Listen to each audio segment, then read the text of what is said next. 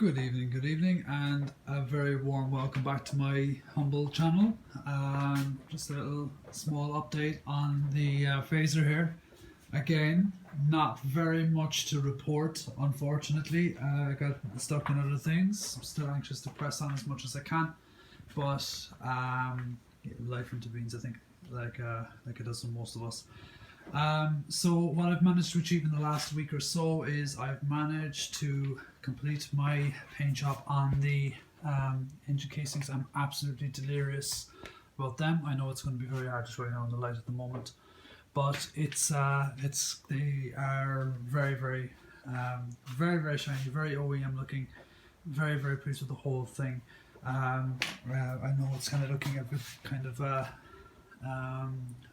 shiny and sparkly, but the rocket cover in my Rust-Oleum finish is it's looking very good indeed. It's a very the contrast is not as stark as it appears on camera, but let's just say I'm very pleased with it. It's very OEM looking, which is what I want. It's effectively a restoration, so it does look pretty good. I'm after coming in here and just cutting back those fins, as I said within the last video. Most of the changes I think at this point have gone on around the headstock. Hidden things, unfortunately, the headstock bearing has been replaced. There was just a tiny bit of play and a tiny bit of how would you say it, just roughness in it. It was nearly savable. Just more signs again that the mileage isn't actually original. I saved the original bearings here, as I mean, it is the original ball type bearing as well. Day one bearing, no evidence that there was anything ever changed in there before. So it was the original, which is quite heartening to think that she's holding up as well as she has, despite her original scruffy appearance. The rear suspension's gone back in, went through the whole thing as well. All of the bearings, they just needed to be cleaned and greased, and just upgraded the grease from the normal LM type grease to the moly grease as they recommend. So that's it. It all just went back together. All the bearings are perfect. All the bushings are perfect. Absolutely nothing to worry about in the rear suspension. Very pleased with that. We got the tires and wheels consolidated as best we can, just to get it rolling again. There's still lots to do. Still haven't managed to find somebody to do a little bit of welding for us. Of course, again, to reiterate, that welding spot has to be done by someone kind of acceptable to us, somebody that we can be sure is self-isolating and so on, given coronavirus that we're living under at the moment. We cleaned up the swing arm itself as well. It came up immaculate. It's very good. The makings of the bike are very good, very strong, very clean. You know, it just seems that it is truly a low mileage gem under its crusty exterior. I spoke to a panel beater as well, who's going to pull out the dent in the tank.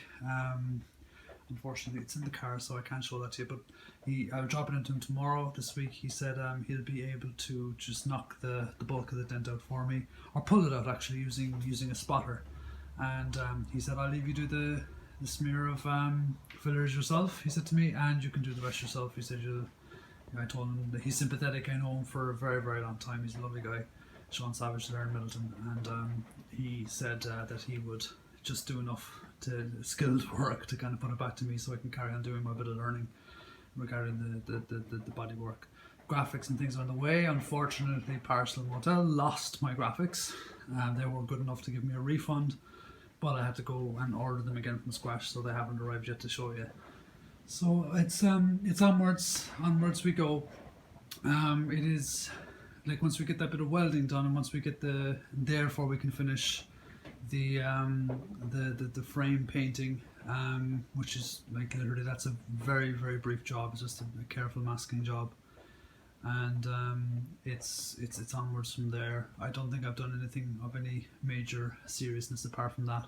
I have to turn my attention soon now to the forks, get the forks rolling. We have a bit of a plan for those. Those ones are going to be not the ones, they're the ones original to the bike, but because they're the donor bike had the adjustable forks, we're going to put those on instead. They're also in a little better condition, so I have to take care of a little pitting in those, and I have to change fork seals and dust caps, change the oil, and just generally refurbish them and get them ready to put on the bike.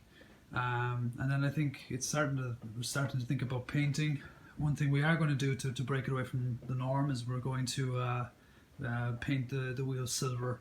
We found one on with silver wheels, and it just looks way better than the really kind of generic kind of 3-spoke alloys that you get on all the UJMs, the Universal Japanese motorcycles.